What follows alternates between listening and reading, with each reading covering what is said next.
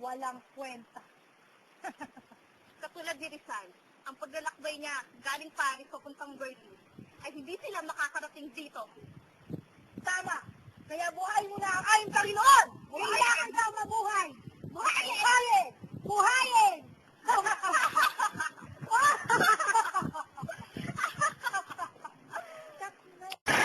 Sa tingin niyo, makakaya kaya natin?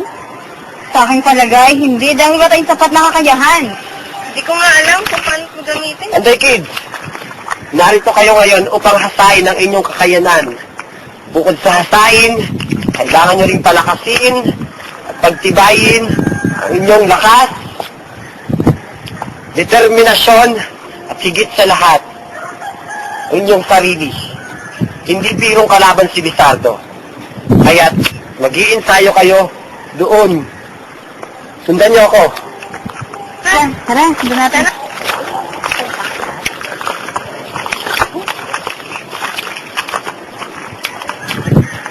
Isa niyo, Pantay Kid!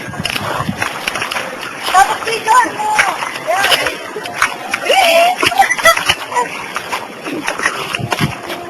Hindi mo kasi.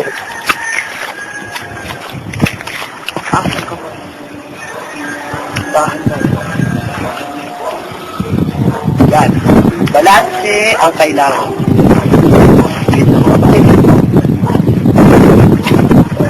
Kita ang inyong balanse sa katawan. Dito makikita ang size ng inyong katawan.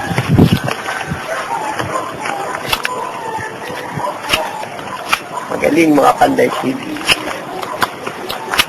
So, Wala niyo ako! Mga diwang! Kailangan na diwang! Kailangan ko awayin ng Panginoong Bizardo! Kawalan niyo ako! Hindi na makakatangan kayo ng mga Pangday. Mga Pangday mo, mga pangako, tulong ba ako mga Pangday? Yes! Ayun din! Tunahan ako sa kataong mga yan. Sapagkat sa bilugin ng buwan, kailangan mong buhayin ng aming Panginoon.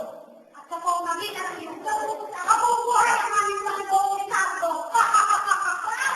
Wala ka na kailangan sa iyong makita. Bubuhayin mo ang aming Panginoong Bizardo.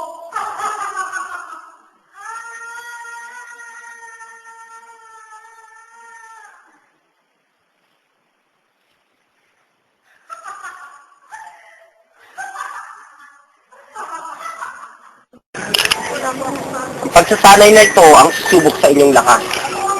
Hindi lang isang lugar ang inyong pupuntahan. Sa itong paglalakbay, ang unang destinasyon ay ang Paris. Kagaya ng kwento ni Rizal, Paris ang kanyang unang destinasyon. Saan doon yung makakaharap si Geneva? Si Geneva ang nagmamay-ari ng makapangyarihang musika. Kagaya ni Rizal, hindi ganun kagaling si Geneva sa musika. Ngunit dahil sa kanyang pagpupursige, siya ay nagkaroon ng pambihirang lakas. Ang susunod na destinasyon ay ang Heidelberg, kung saan isinulat ni Rizal ang bulaklak ng Heidelberg. Iyon ang kanyang naging inspirasyon dahil iyon ay tinuring niya sa kanyang bayan sa Calamba, ang hardin ng Heidelberg.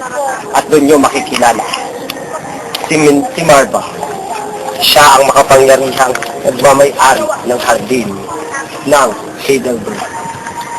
Ang pangatlo at ang huling destinasyon ay ang Berlin. Doon niyo matatagpuan si Bizardo. Hindi biro ang lugar na yon. Maraming pinagdaanan si Rizal nung siya ay napunta sa Berlin. At simple lang naman ang kailangan niyong gawin. Kagaya ni Rizal, pagsikatan niyong makarating sa lugar na yon. At doon, makakaharap niyo si Bizardo.